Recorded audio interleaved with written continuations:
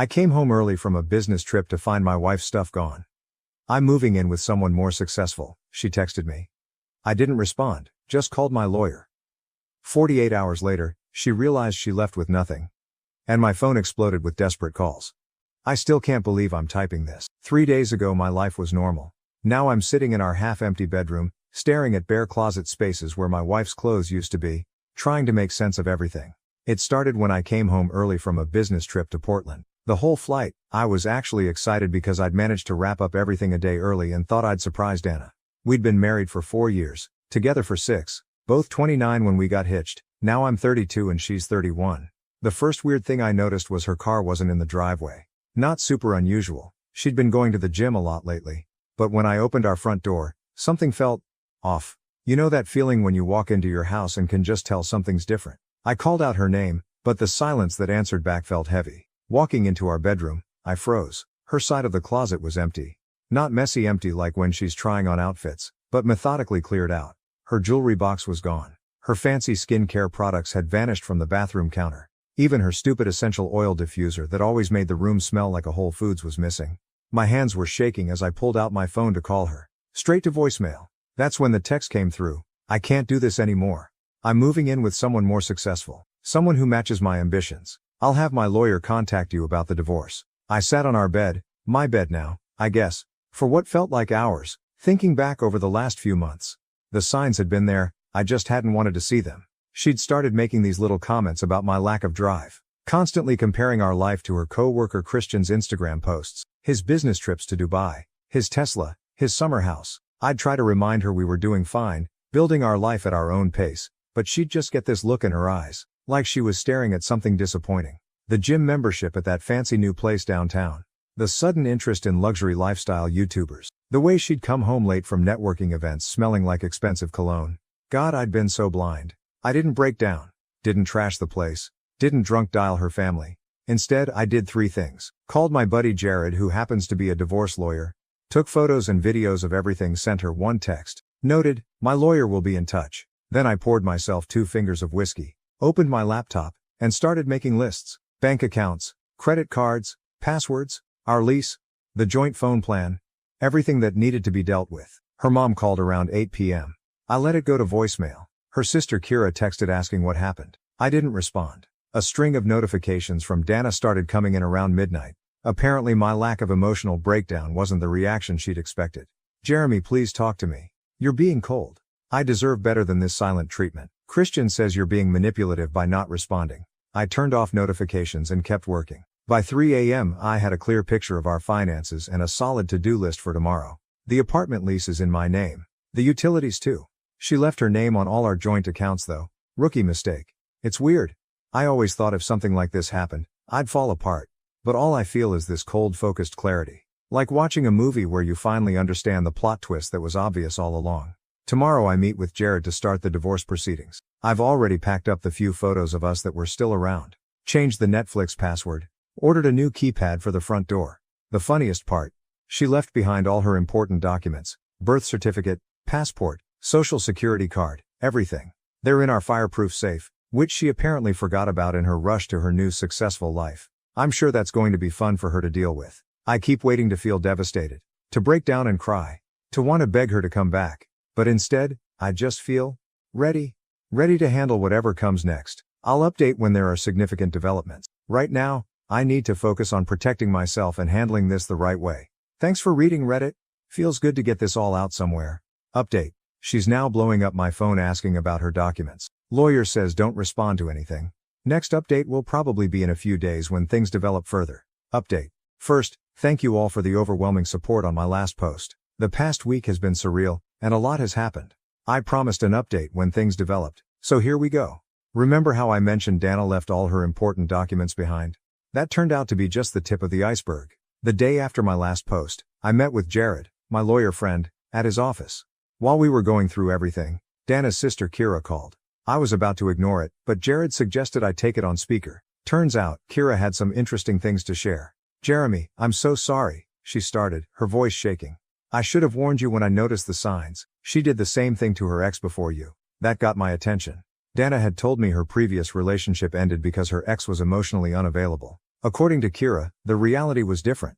He was a regular guy working his way up, but Dana dumped him when she met someone with a fancier job title. That relationship lasted 3 months before the guy's success turned out to be mostly debt and leased cars. While Kira was talking, my phone buzzed with messages from Dana. I need my birth certificate for a new job. Where did you put my passport?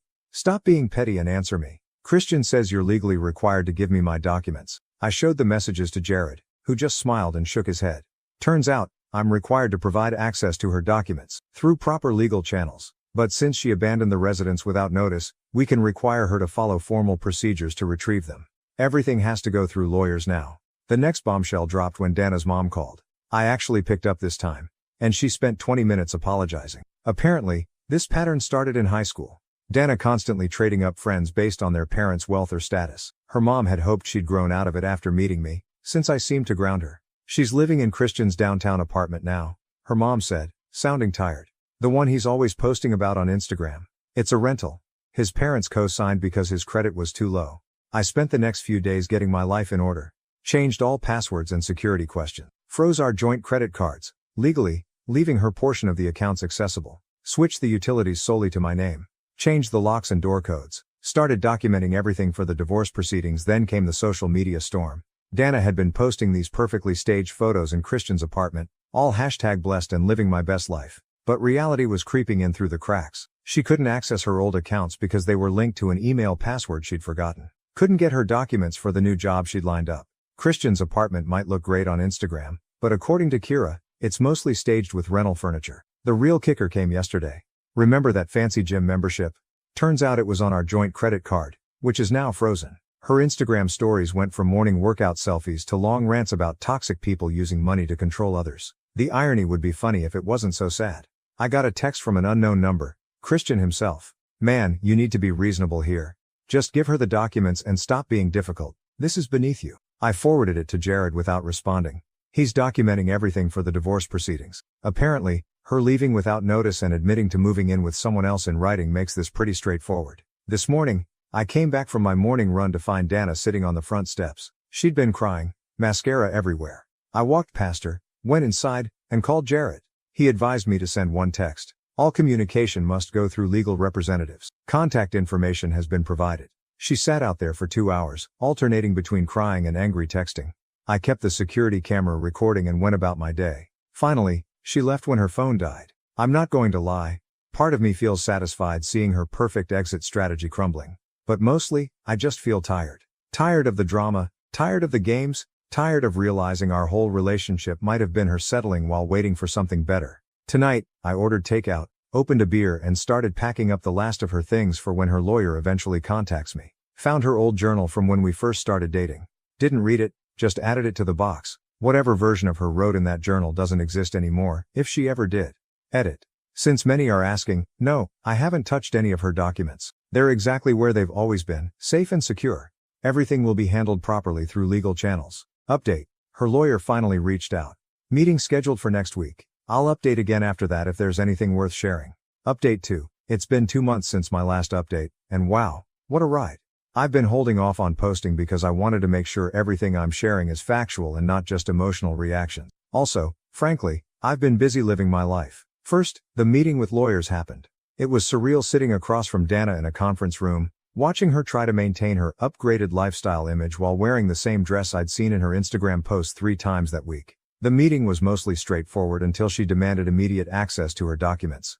Her lawyer actually winced when Dana interrupted him to say, I have a right to my things, he's keeping them hostage. Jared calmly pulled out printed copies of all her social media posts about moving up in life and leaving the past behind. Her documented choice to leave, combined with her public admissions about moving in with Christian, made everything pretty clear-cut. We set up a supervised exchange of belongings for next week. But here's where it gets interesting. Remember that work project I mentioned in my first post? The one that sent me to Portland? Turns out cutting the trip short to deal with this mess was the best career move I could have made.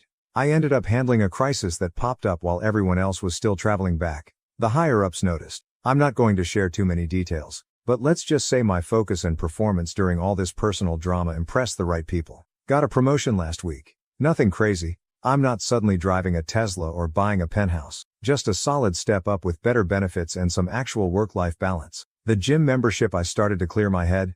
Turns out I actually enjoy it.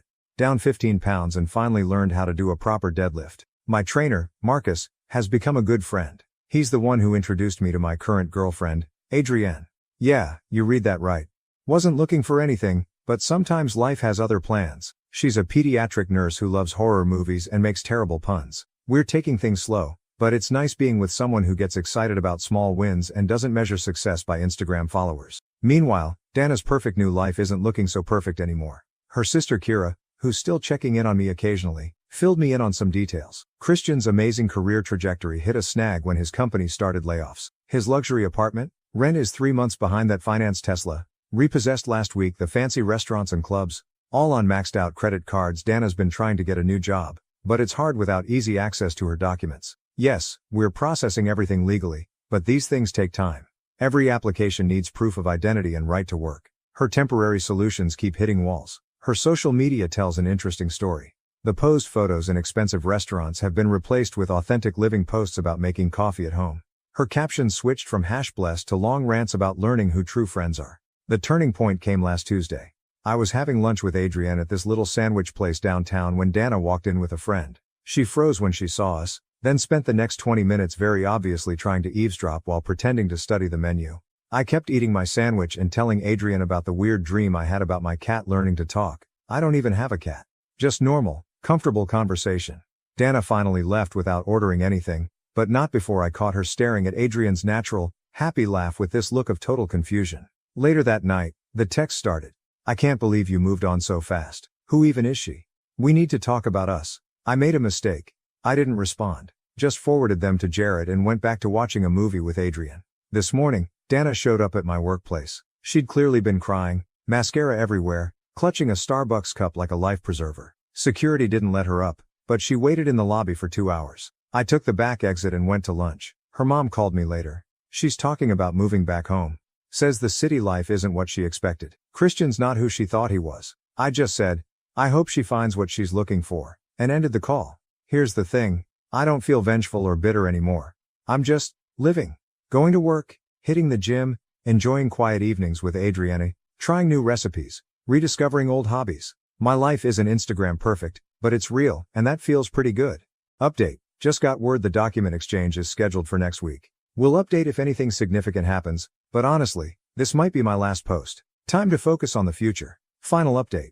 I wasn't planning to post again, but after what happened at the document exchange yesterday, I need to get this off my chest. Buckle up, because this is one hell of a finale. The exchange was scheduled for 2 p.m. at Jared's office. I arrived early with a neatly packed box of Dana's remaining belongings and all her documents. Adrienne offered to come for support, but I told her to skip the drama and meet me for dinner instead. At 2:15, Dana stormed in without her lawyer. Christian trailed behind her, trying to look important in a wrinkled suit that still had the rental tags partially visible under the collar. Jared immediately called Dana's lawyer, who said he was unaware of any meeting today. Red flag number 1. Just give me my stuff, Dana snapped, reaching for the box. Jared smoothly intercepted, explaining we needed her lawyer present. That's when she lost it. You think you're so smart, don't you? She was almost screaming. Playing these little games while I'm trying to rebuild my life. Did you enjoy watching me struggle? Was this your plan all along? I kept my voice level. No plan. Just consequences. Christian stepped forward, puffing up his chest. You're just jealous because she upgraded. Some of us actually have ambition. That's why your Tesla got repossessed. The words slipped out before I could stop them. Probably shouldn't have said that. But hey, I'm human. Dana's face went red. At least he has goals. All you ever cared about was your stupid routine and your boring life. Christian shows me off, takes me places. He's not ashamed to post about our love. How's he paying for those posts now? I asked quietly. Christian lunged forward. Jared's assistant had already called security, and they arrived just as Christian was trying to explain how his temporary cash flow issue wasn't relevant. While security was escorting them out, Dana switched tactics. Suddenly she was crying, mascara running. Jeremy, please. I made a mistake. I miss our life. I miss you. Christian's apartment is being foreclosed. I have nowhere to go. Should have thought about that before moving in with someone more successful. I replied, quoting her text from 3 months ago. She exploded again. You heartless bastard, I gave you the best years of my life. I could have had anyone, but I settled for you. That's why I'm letting you go, I said. So you don't have to settle anymore. Security finally managed to get them out. Through the glass doors, I could see them arguing in the parking lot. Christian was gesturing wildly, his rental suit getting more wrinkled by the second. Dana was alternating between screaming at him and trying to get back into the building. Later that evening, the texts started flooding in. "You've changed. You're not the man I married. That nurse has ruined you. My mother says you're being cruel. Christian says this is financial abuse. I'm going to tell everyone what you did to me." I forwarded them all to Jared without responding. Then I turned off my phone and went to meet Adrian for dinner. She could tell something was up, but instead of pushing, she just squeezed my hand and started telling me about the ridiculous thing her cat did that morning. Around midnight, Kira called. Apparently, Dana and Christian had a massive fight outside his apartment. His credit cards were all declined at some fancy restaurant, and she had to call their parents for money to get home. The luxury apartment is being emptied by creditors. All that designer furniture, leased and now being repossessed. She's moving back in with mom and dad, Kira said. Christian's ex-wife apparently contacted her about his pattern of dating women while separated but not divorced. Dana didn't even know he was still legally married. This morning, I woke up to 47 missed calls and a novel's worth of texts. Dana had gone full social media meltdown, posting screenshots of our old conversations, photos from our wedding, long rants about toxic positivity and emotional manipulation. Her mom finally took her phone away. Jared called an hour ago. The divorce papers are ready. Given Dana's documented abandonment and the public nature of her actions, it's pretty straightforward. I'll likely keep the apartment and most of our joint assets. Her documents will be transferred through proper legal channels next week. You know what's funny? 3 months ago, this would have destroyed me. Now, I'm just relieved it's ending. Last night, lying in bed, Adrienne asked me if I regret any of it. "Just one thing," I told her. "I regret not valuing myself enough to see the red flag sooner." She kissed my forehead and said, "Well, at least you're seeing in color now. That's really it, isn't it? I'm seeing everything more clearly. Life isn't about Instagram posts or status symbols. It's about genuine connections, self-respect and being real with yourself and others." Adrienne and I are talking about getting a place together once the divorce is final. Something modest but ours. She wants to get a cat. I'm thinking maybe 2. They can keep each other company when we're not home. This is my last update for real this time. Thanks for following this crazy journey, Reddit. Special thanks to everyone who sent support and advice. You helped me stay strong when I needed it most.